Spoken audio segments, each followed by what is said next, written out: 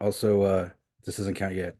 Remember that we're trying to do one straight through, Oh very yeah, yeah. little edits, Mm. but it's fine if we need to do little edits like this I'm one. I'm a I'm a professional at this now. All All right. right.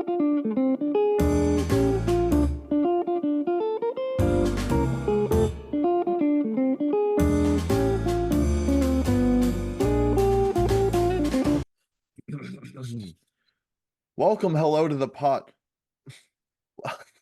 I'm riffing already.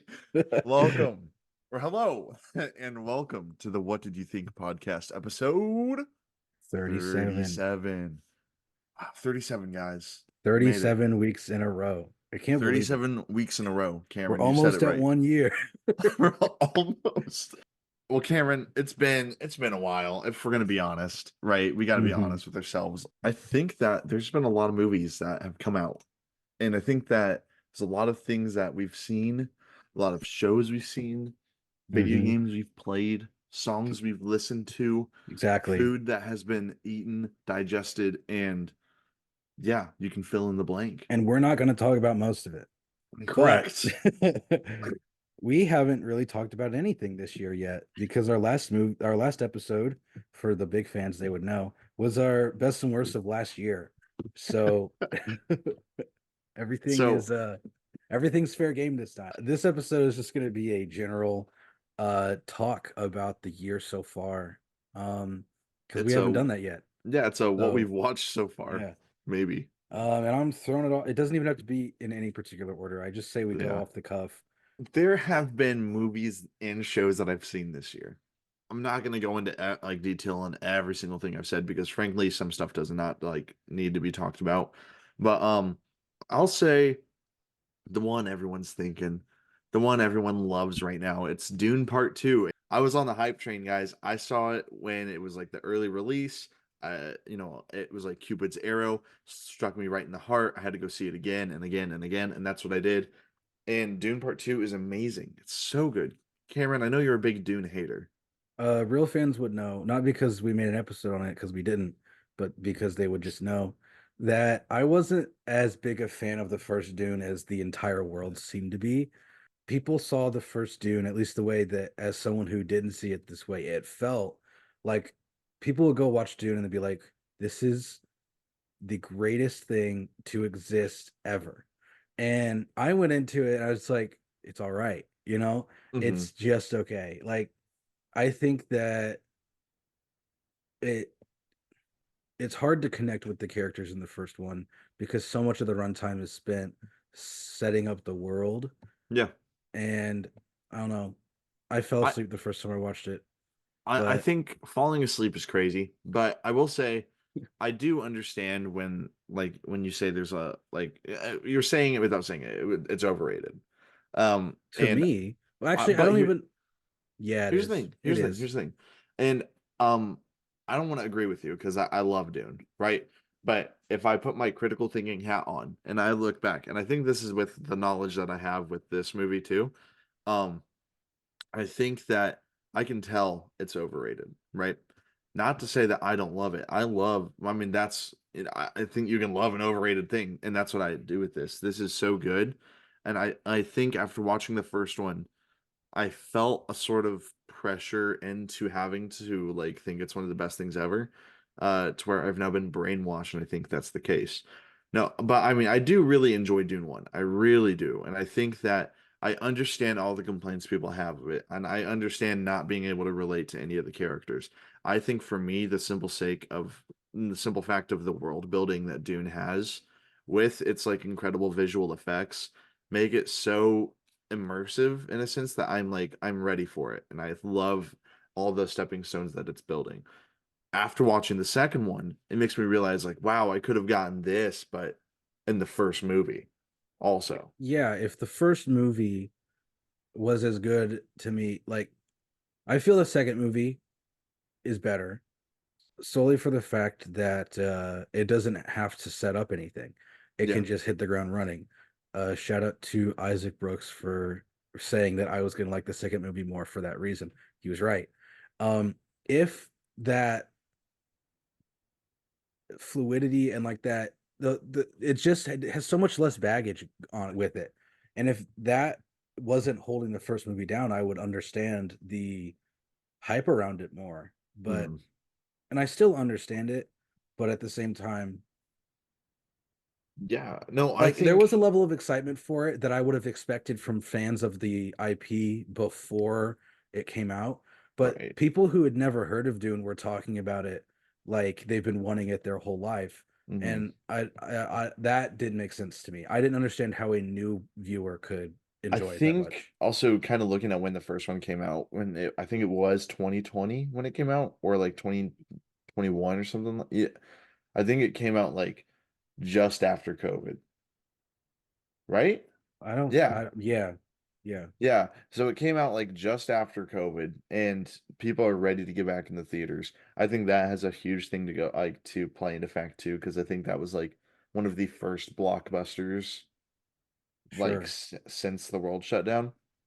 I think Hmm. there's a lot of things that go into it. Not taking away anything from the movie, because I do think Denis Villeneuve is an incredible director. I think the cast is really good. But everything that people like about the first movie, love about the second movie. I think what the second movie does is it somehow took everything that people that love the first movie, they somehow multiplied that and gave them more of that while also intriguing the people that didn't necessarily like the first movie, because not to say that like there's not enough action, but I think it's a much more fast-paced and action-packed movie that really everyone can enjoy. I don't understand how you don't like the movie. I really don't. I'm a huge lover of this. So I know it broke my heart when I heard my cousins say that they did not like this movie. Hmm. And I just have to accept that. I have to accept that, listen, people can be wrong sometimes, and I'm not one of them. Yeah. But that can happen. I will say it's hard for me nowadays to be amazed with visual effects, good or bad, because it's just so common now, Yeah. and pretty much every movie has a big CGI fight sequence anymore. And so when Dune is able to Dune 2 specifically, but 1 had really good CGI as well. When this franchise is able to pull off visual effects that actually can still wow you, that is impressive. It is. And I will say too, thinking like after looking, because if you're gonna watch Dune Part 2, you need to watch it, in my opinion, like the same day you watch Dune Part 1. Because I know that's a lot, or That's at what least not my like the same day, but like it needs to be within like that same I week. watched Because Dune 1 the day before. yeah, and that's what I did too. It picks up right where I left off. And I think that's so huge for them. It feels like a very long movie. And I Hmm. think it works that way as well. I mean, I my think brother, he had never seen the first Dune, and he bought a ticket for Dune 2, forgot about it until the day of. So he started, it's a long movie. So he started watching the first one in school, and I think our showing was at like 5:30 or something. it was like kind of early, so he And was like so he finishing starts it on his watching it at phone. school. As the previews before Dune 2 is playing, he's in the hallway outside the door finishing it on his phone. And That is right when it crazy. ends, the first one ends, the second one begins. And so he literally watched it straight through. That is And got to see the insane. second part of it. It was he got to see the first half of it on an iPhone and the second half of it on IMAX. And he said he really enjoyed that. So That's crazy. That yeah. is something I don't want to experience, but it would be amazing. What I was gonna say too, because I don't want to spend too much time on Dune.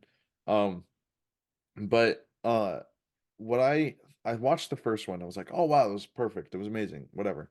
After watching the second one, I was like, whoa, this is actually perfect. This is actually really good. What I think stood out to me the most as far as like story, I mean, outside of story and everything, is the performances. I think this is no shade on Zendaya or anything. I haven't seen Euphoria, but this is something that is, she gives a performance that I've never thought that she could give, if I'm being completely honest. I like her in Spider-Man. I don't think she's bad, but this one actually showed me that she has like layers to her acting and can play something that's not just like, well, the romantic interest, even though she is the romantic interest in this movie.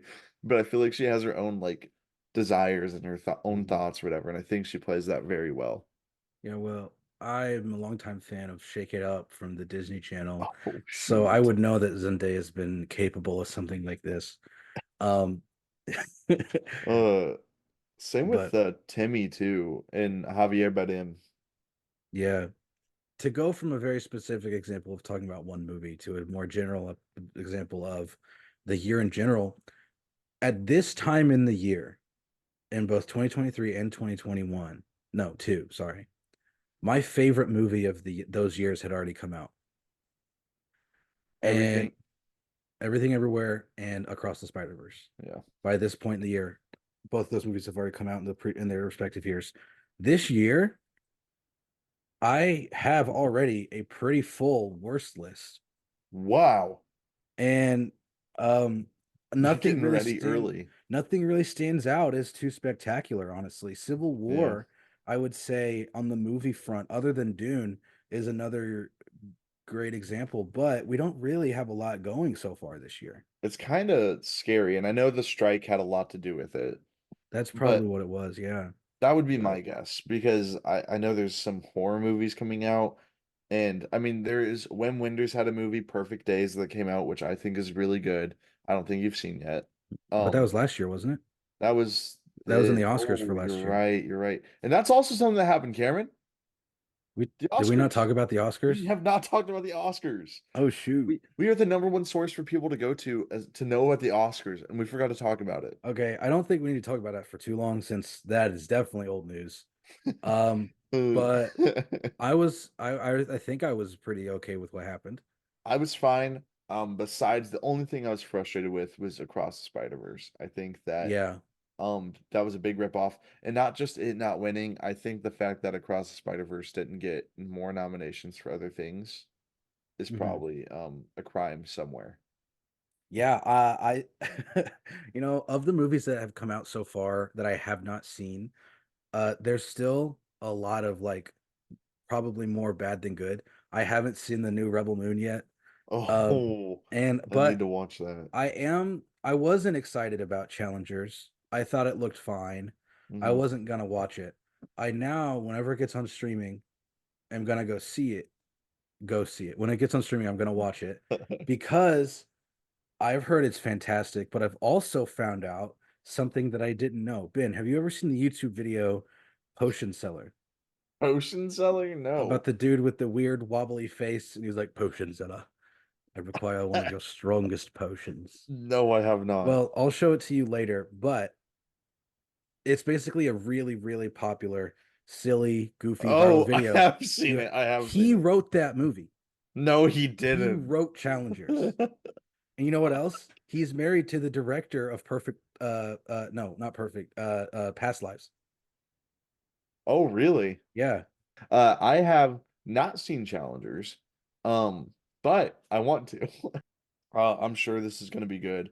And kind of going back on the Zendaya thing, I mean, now that I've seen what she can do in Dune Part 2, I'm excited what she can do in Challengers Part 3. So I think that'll be great. So what do you get when you cross a man and a monkey? A man monkey? You get Monkey Man. Oh, I forgot that movie. I love that movie. That was great. Yeah. Dev Patel, as John Wick, wearing a monkey mask. What more Yeah. could you want, right? Probably a better story. The story was Yeah, the story, as with a lot of these action movies, the story is really hit or miss. I think this story hit a lot more than some other action movies do, but it was still not as intriguing as you would want it to be. I agree with you. And it's like the John Wick effect, though. I mean, are you going to John Wick to watch? But that's why John Wick does it perfectly, because John Wick's story so simple and it doesn't take it so seriously.